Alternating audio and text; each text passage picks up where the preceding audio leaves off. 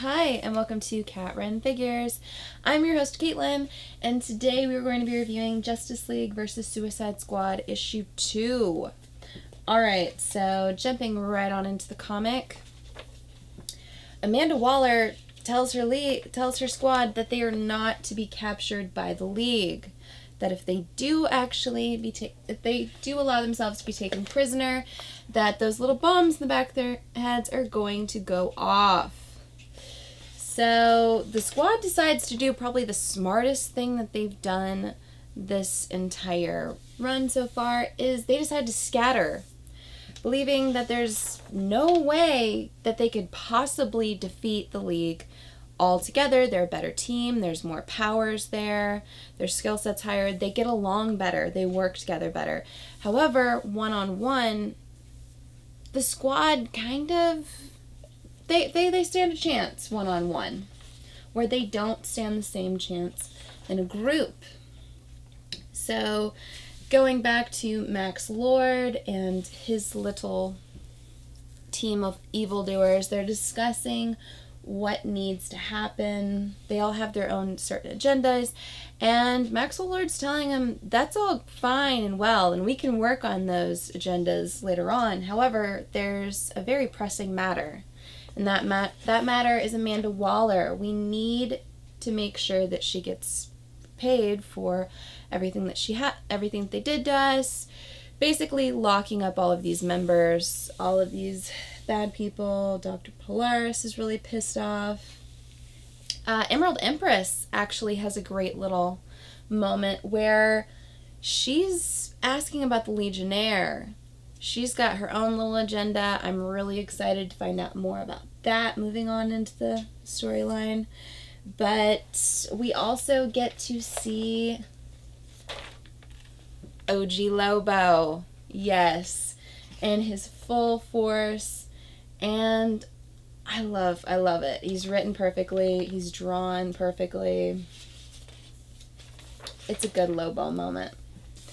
But moving on into it, we get to see each of the squad members teamed up against the League members.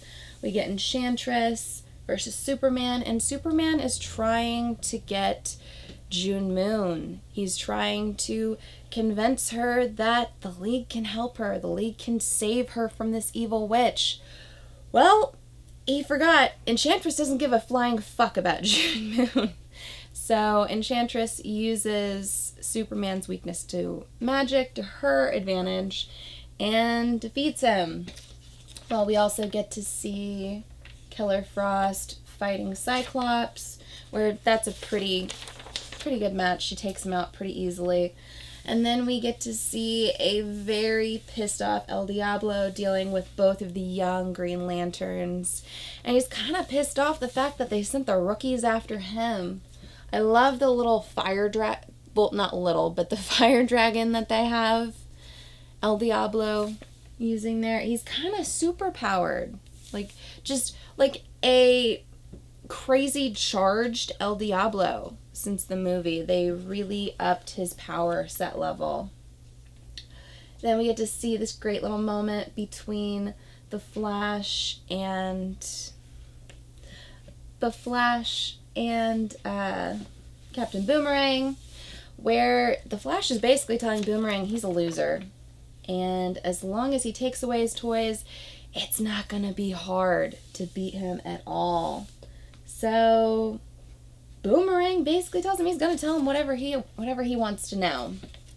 There's also a great Aquaman moment with Killer Croc. Aquaman summons a great white shark, so that's great. And Batman definitely not having a lot of love for Deadshot in this.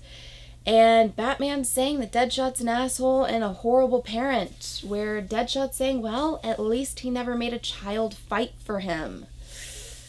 Yeah, so they're throwing all kinds of stones at each other in that fight.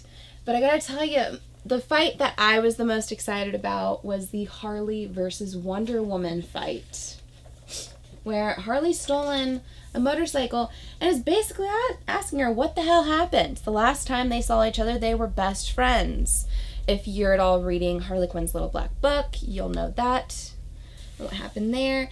And Wonder Woman saying that she would never be friends with someone who killed others. And Harley's throwing even more shades at her and kind of breaking the fourth wall by stating, why is it because she took over Wonder Woman's part as the new Trinity? You know, that goes back into the fact that everything with a Harley Quinn logo on it is selling out. So we get a lot of really funny little quips. She's got glitter bombs she's throwing at her.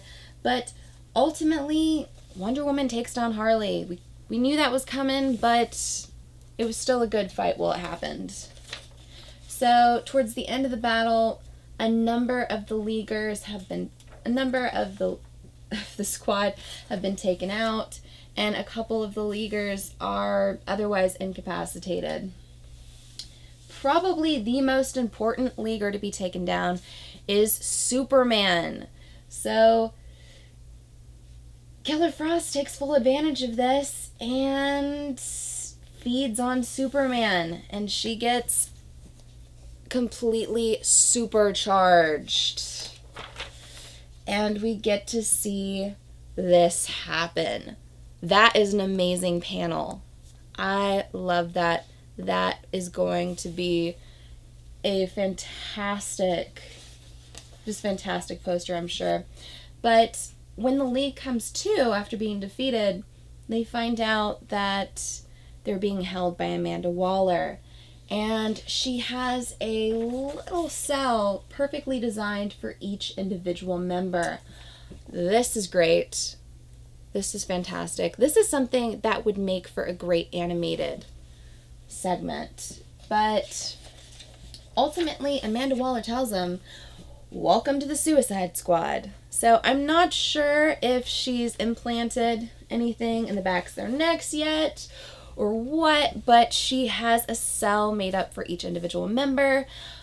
I gotta tell you, the art in this was great. I would have loved to have seen more of Maxwell Lord and his team actually being together, especially with the cover saying the Nightmare Army of Maxwell Lord, and the fact that they are the overall cover. I would have loved to see more of them. However, I still felt like this was a very strong book, and it's been a really fun read.